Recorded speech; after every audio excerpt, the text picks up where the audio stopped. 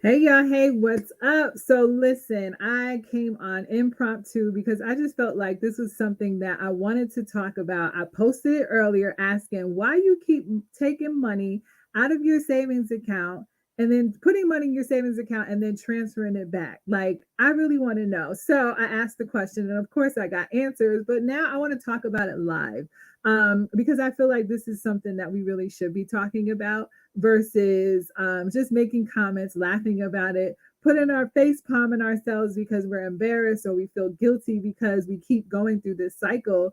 Well, how about we come up with a solution, a plan, so that we don't keep going through the cycle of putting money in our savings account and then transferring it back out for whatever reason. So before I go too much deeper, y'all, if you don't already know who I am Nashaya Richardson. I'm a financial coach and I work with high achieving women who want to manage their money like a boss so that they have more play money to do the things that they enjoy without overspending, going into debt, and wondering where their money went at the end of the month. So let's get into this topic of money in the savings and taking it back out.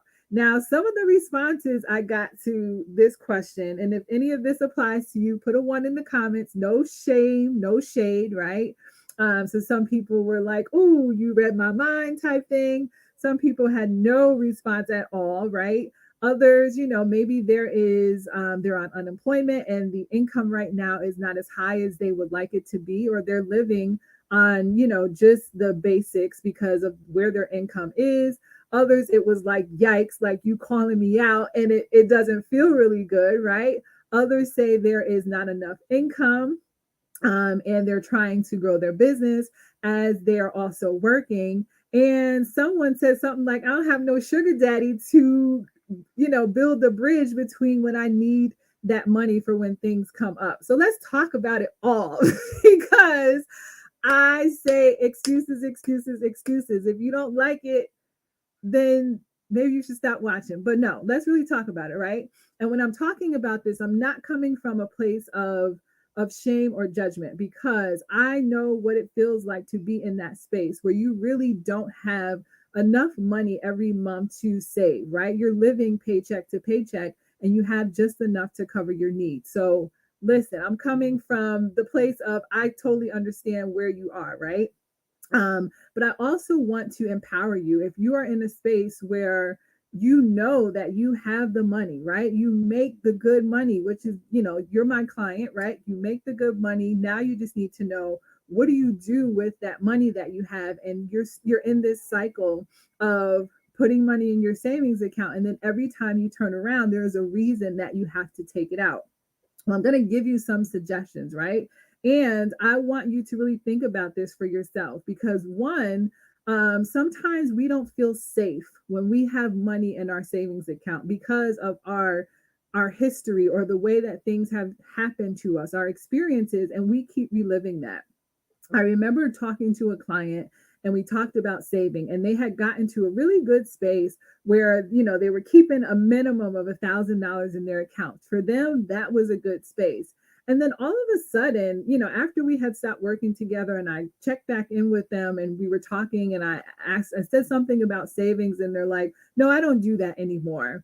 And I'm like, what happened? You were so good about keeping that money in there. It made you feel really secure and like had that confidence that you knew you had money in the event that something came up. What changed? And what came up for them was that every time they had money in their savings account, they felt, and this was their reality, that someone else would need the money. And that savings would go towards someone else's financial emergency. Well, that right there is something that we all need to take a look at and look at what are our boundaries that we have around our finances. How do we value ourselves?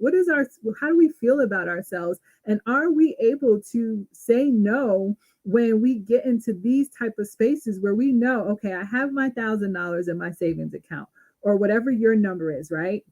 And we have family that are the people that say, okay, well, I know that Shaya always has it because she's the person that's savvy with money, or she's the one who has the good job, or she's the one who is responsible, right? And every time you build your savings, there is something that comes up or someone that needs something from you, and you feel obligated to help. And with that comes sacrificing your finances. So if any of that resonates with you, put a 2 in the comments. Because if that is you and that is your situation, I want you to take a moment, right? And get very clear on what are your boundaries around your finances and how you are willing to support and help others, right? Also, I want you to make a commitment to what are you willing to use your savings for? Because that's the part 2 of it, right? Is that we put money in our savings account with no clear plan of what it is that we're putting that money in there for. Now, for some people, they're only going to use that savings money in the event that they lose their source of income, right? Other people may say, well, that we're going to use it for that. And we'll also use it if we have, something in the house, breaks or the car, something happens with the car. Whatever your commitment is, get very clear on that so that when you're putting money in that savings account, you know that the only reason that you can touch that money is if it's one of those things. And when you commit to yourself, now more than likely you're going to stick with that. That's part 3 is a lot of times we don't want to make the commitment, because if we don't make the commitment, now it's easy for us to break it, right? Now we don't have to stick to our rules that we set for ourselves, because if we don't stick to them, now we have that disappointment, or oh man, like I said I was going to do this thing, and there it is again. I said I was going to do something and then I didn't follow through. That's you not trusting yourself. And I want you to take a moment and think about that. How many things have you committed to doing for yourself and you didn't follow through on it? Well, now that's trickling into your finances, because now you don't trust that you are able to save, right? It's safe for you to have money in your savings account, and you are capable of leaving it in there without having to touch it. And that's trickling into your finances. So take a moment and think about that. How many times have you said you were going to work out and you didn't, right? How many times did you say you were going to send that email and you didn't? How many times did you say that you were going to fill out that paperwork and send it off? How many times did you tell someone you were going to do something for them and you didn't, right? Now you can't trust yourself. And that is the same thing that's coming up in your finances. And then it trickles into everything, not just your saving. Now you don't want to stick to your budget or your spending plan that you set up for yourself. Now you don't stick to that debt management plan, because it's like, why? Why should I, right? I always let myself down. I never stick to my commitments for myself, right? Now, the other thing, this is like number 4, and yeah, I'm just going off the top of my head. So, so yeah, so this is number 4, is really have a plan in place for where you want your money to go. And I talked about this the last live, and this is so important. This is your foundation, is having a spending plan, a budget, whatever you want to call it, a money plan, a wealth plan, where you know where your money is going every single month, so that you are avoiding as many surprises as possible. So now, when you have those unplanned things that come up, a lot of times they're not unplanned. It's just that we forgot that they happen, right? Or if something does come up, you already know how much extra money you have available, to where you're not constantly going in that cycle of, oh, I've budgeted for this amount of bills and now I have to dip into my savings because this thing came up. So when you have a clear plan of where your money is going every single month, you know that you have everything you need. You have all the money you need to cover your needs, right? And everything else is extra, right? Cover your needs first and then focus on the Netflix and the Hulu and the Amazon Prime and all the other things that we have, all the other subscriptions and everything where we have our money going. Um, as long as your needs are covered, right? Now you can start looking at those extra things that we have, because maybe, just maybe, right? You slow down your gratification, that instant gratification, and have some delayed gratification, so that you can build up your savings to where now you're in a space where you don't have to keep dipping into it, because now you have a great cushion, because you took a few moments, a few months to like chill on all the extra stuff, and you really built up your savings.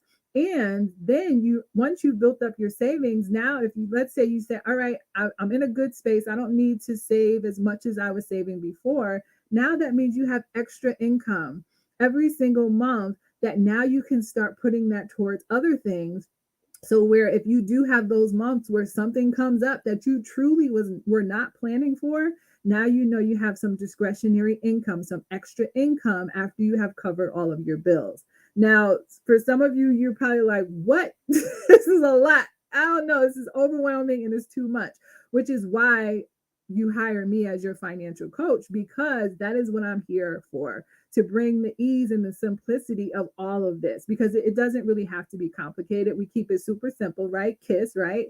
We keep it super simple so that you don't get overwhelmed, and you're also prepared for those unexpected expenses, so you're not constantly going through this cycle of putting money in your savings account and then having to transfer it back into your checking account because you did not plan ahead, right? You didn't plan out a few months so that you can see and prepare for all the bills that were coming, or you are living beyond your means to where you have absolutely no income, extra income at all, to cover anything that does come up unexpectedly, right? And you're building your savings while you're doing this so that you truly have money for savings and you're very clear on what you can use that money for versus saying, oh, you know what? This person asked me for $50. I'll just go into my savings and transfer it. Or I just want to do takeout. I'm just going to go into my savings account and transfer it. No, that's not what that money is for. So we have to get out of that cycle of just saying, like, okay, I have this money here. No, you don't. Act like it doesn't exist. It's like the Men in Black with the amnesia, the flashlight where you just lose your memory. Act like that money does not exist, which is why you get it out of sight too, right? So I said all that to say, like, it is truly possible for you to get out of the cycle of putting money in your savings account and transferring it back.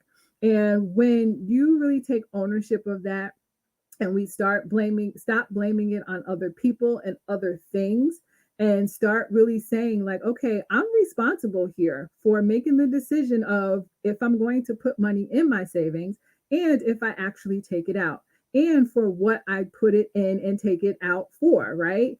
We can't blame other people for our actions when we have full control. And I will remind you that it is safe for you to have money in your savings account in the event that you need it.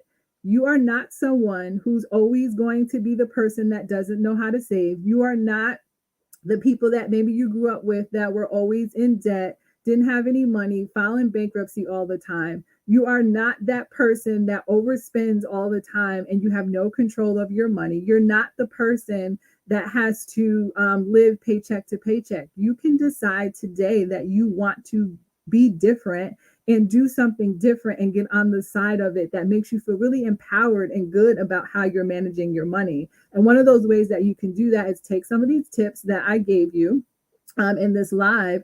Or the other thing you can do is book a call with me so we can talk about what are your goals, right? Like, what is it that you want in the next 3 to 6 months that is going to make you feel so good about your money? And how is it that I can support you to get there? And on top of that, is it a good fit for us to work together? Because not everyone is my client and I'm not everyone's financial coach, right? So I invite you to book a call so that we can really talk about this and go deep into what's happening with you and your money so that you can build that savings and have that peace of mind, like have that strong foundation with your money so that you're not in this cycle and that you can really feel good about the choices that you're making with your finances and be really excited about what you can do with that play money, because that's the other part is, yes, we talk about the savings and the debt and all of that stuff, but on the other side of it, it's really you being able to enjoy your money guilt-free without constantly worrying about, man, I should be putting this money in my savings or I should be paying off debt, but instead, um, yeah, and having to make that decision of being able to have fun and play with your money versus, look at the things that were like that are super serious that we all strive to accomplish, right? So yeah, so that was it, my impromptu live. And if any of this resonated with you, put a comment in the comment, hashtag replay, all the things. So yeah, I'll see you guys, if not later this week, I will see you next week. Later.